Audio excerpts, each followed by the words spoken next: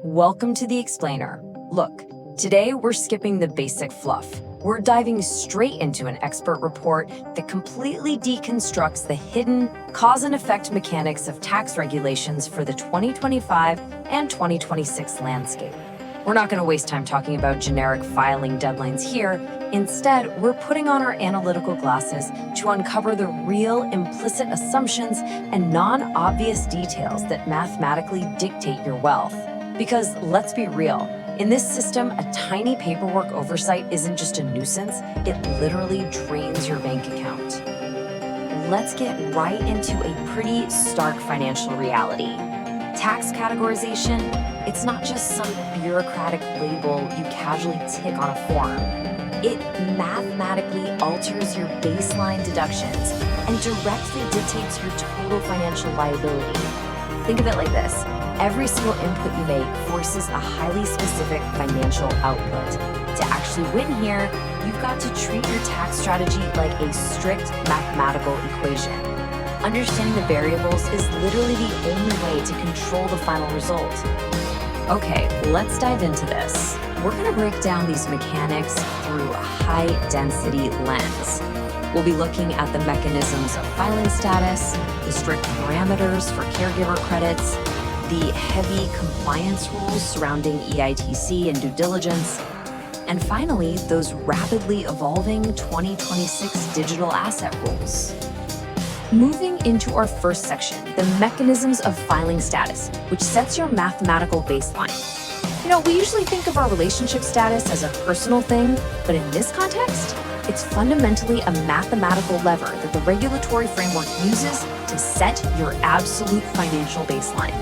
Notice how these two options create wildly diverging paths for your overall liability. Married filing jointly is essentially an aggregator. It bundles your income, maximizes that standard deduction, and unlocks full eligibility for all sorts of credits. But then you have married filing separately, which acts like an isolator. Sure, it successfully ring-fences your individual liability, but it mathematically penalizes you by severely limiting or even totally wiping out certain credit thresholds. The cause and effect here is absolute. Now, the head of household status brilliantly illustrates the exact precision you need if you're after those higher deduction baselines. It offers huge financial leverage, for sure, but you have to navigate a very strict decision tree. First off, you've got to be unmarried or considered unmarried at the end of the year. Second, you have to mathematically prove that you pay more than 50% of the qualifying household costs. And third, you must claim a strictly defined qualifying dependent. If you miss even one of these steps, boom, your claim collapses and your status defaults. And well, we all know the IRS isn't exactly famous for its flexibility. All right, on to section 2, caregiver credit parameters, or the cause and effect independency.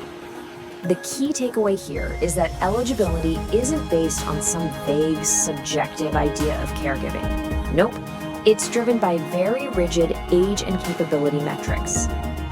The expert analysis really zeroed in on the strict exclusionary rules here. Obviously, the dependent has to be under 13 or demonstrably incapable of self-care. But check out these non-obvious traps that will invalidate your claim. The person you pay to give care absolutely cannot be your spouse, they cannot be the child's parent, they can't be your own child if they're under 19, and they cannot be another dependent. Plus, the system demands exact identification numbers for both the dependent and the caregiver.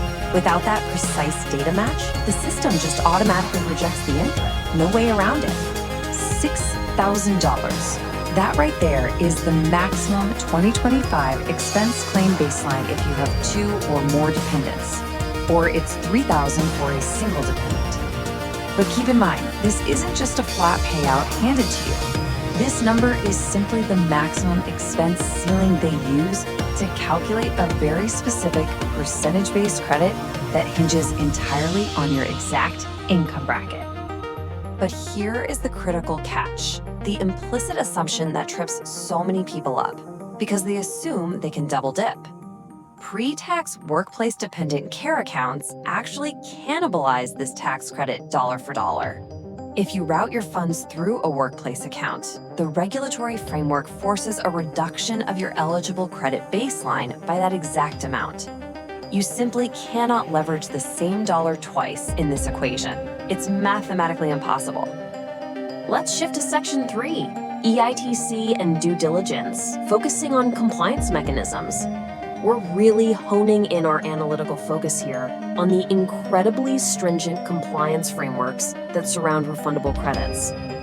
So it begs the question, what systemic triggers actually initiate a due diligence audit for these refundable credits?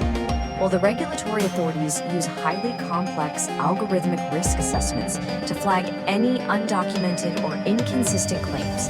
And for both the preparer and the taxpayer, the compliance risks and the severe financial penalties for failing to back up these claims are just immense.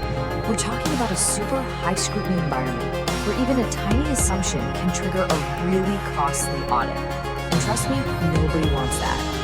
So the absolutely crucial point here is proactive substantiation. Whether you're going after the earned income tax credit, the child tax credit, or the additional child tax credit, the mandatory compliance document is a rigid due diligence checklist. But notice how drastically the evidentiary requirements change depending on the credit.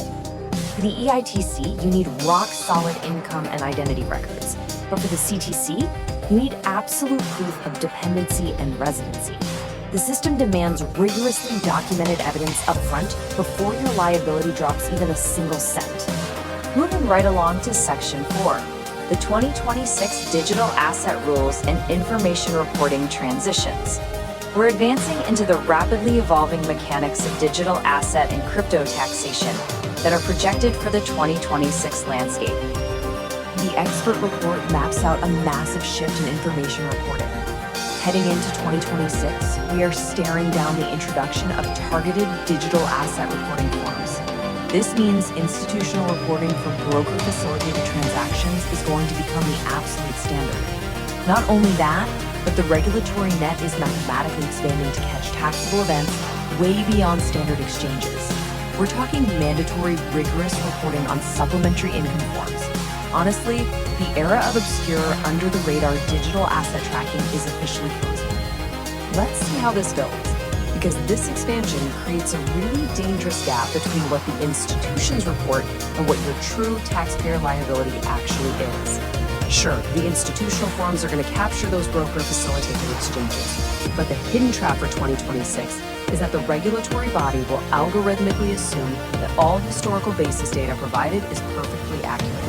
Meanwhile, for those off-exchange or peer-to-peer transactions, the liability falls 100% on the taxpayer. If there's a gap between the institutionally reported data and the actual tax owed, the burden of proof and the penalty lands squarely on you. All of this leaves us with one really fundamental question. Will your 2026 tax strategy remain entirely reactive to regulatory compliance, or will it be mathematically optimized for maximum yield? Expert-level strategic preparation means you have to treat every single financial move as a calculated input. The rules are unbelievably rigid, but deeply understanding these cause and effect mechanisms, that gives you the ultimate leverage. Thank you so much for joining me for this explainer. I really hope this analytical breakdown empowers you to take absolute control of your financial strategies. Keep learning, keep optimizing, and I'll catch you next time.